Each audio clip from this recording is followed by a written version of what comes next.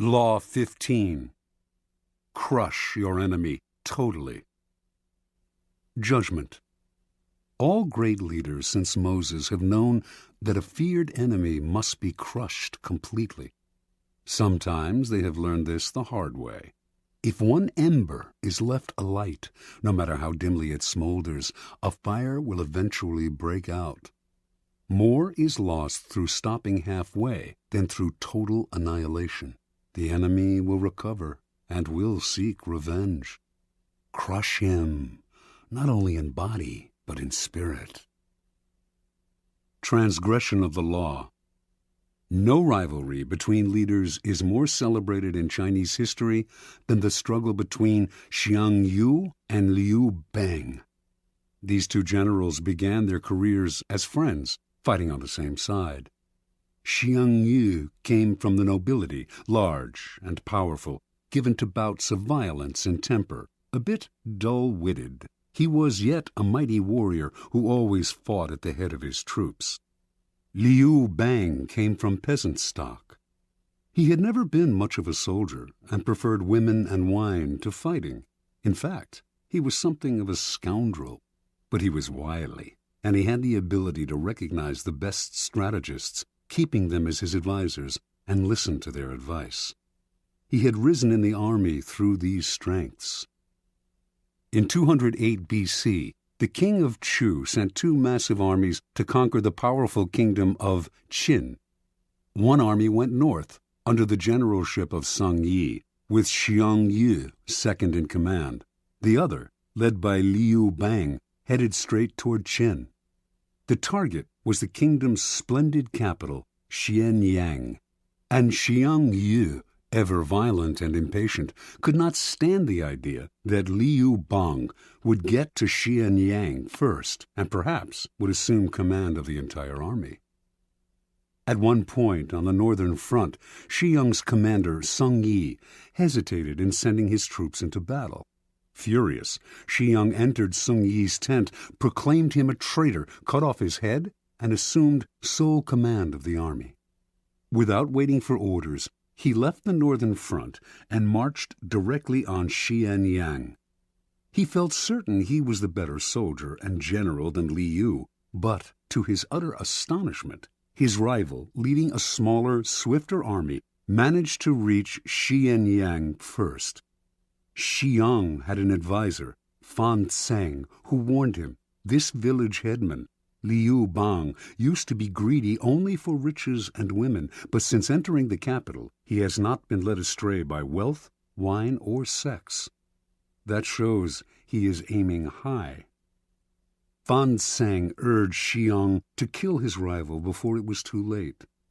He told the general to invite the wily peasant to a banquet at their camp outside Xianyang, and, in the midst of a celebratory sword dance, to have his head cut off. The invitation was sent. Liu fell for the trap and came to the banquet. But Xiang hesitated in ordering the sword dance, and by the time he gave the signal, Liu had sensed a trap and managed to escape. "Bah!" cried Fan Tseng in disgust, seeing that Xiang had botched the plot. "One cannot plan with a simpleton. Liu Bang will steal your empire yet and make us all his prisoners." Realizing his mistake, Xiang hurriedly marched on Xianyang, this time determined to hack off his rival's head. Liu was never one to fight when the odds were against him, and he abandoned the city. Xiang captured Xianyang, murdered the young prince of Qin, and burned the city to the ground. Liu was now Xiang's bitter enemy, and he pursued him for many months, finally cornering him in a walled city.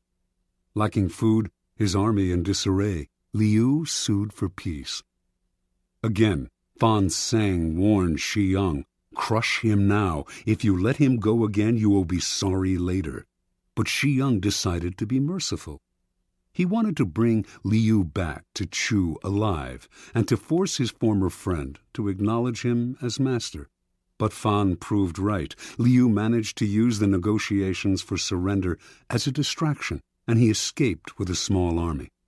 Xiang, amazed that he had yet again let his rival slip away, once more set out after Liu, this time with such ferocity that he seemed to have lost his mind. A few weeks later, in the thick of the hunt, Shi Yang scattered his forces unwisely, and in a surprise attack, Liu was able to surround his main garrison. For the first time, the tables were turned. Now it was Shi Yang who sued for peace.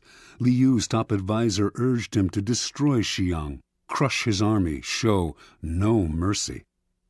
Making a false treaty, he lured Shi Yang into relaxing his defense, then slaughtered almost all of his army. Shi Yang managed to escape. Alone and on foot, knowing that Liu had put a bounty on his head, he came upon a small group of his own retreating soldiers and cried out, "I hear Liu Bang has offered 1,000 pieces of gold and a fief of 10,000 families for my head. Let me do you a favor."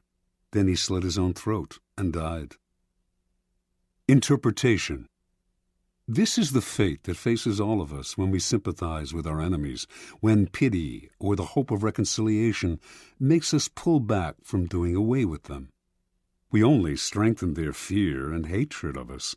We have beaten them and they are humiliated, yet we nurture these resentful vipers who will one day kill us. Power cannot be dealt with this way. It must be exterminated, crushed, and denied the chance to return to haunt us. This is all the truer with a former friend who has become an enemy.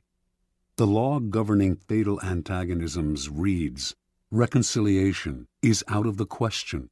Only one side can win, and it must win totally." Liu Bang learned this lesson well. After defeating Xiang Yu, this son of a farmer went on to become supreme commander of the armies of Chu. Crushing his next rival, the king of Chu, his own former leader, he crowned himself emperor, defeated everyone in his path, and went down in history as one of the greatest rulers of China, the immortal Han Gao Tzu, founder of the Han Dynasty. Keys to power. It is no accident that the story illustrating this law comes from China. Chinese history abounds with examples of enemies who were left alive and returned to haunt the lenient. Crush the enemy is a key strategic tenet of Sun Tzu, the 4th century BC author of The Art of War. The idea is simple. Your enemies wish you ill. There is nothing they want more than to eliminate you.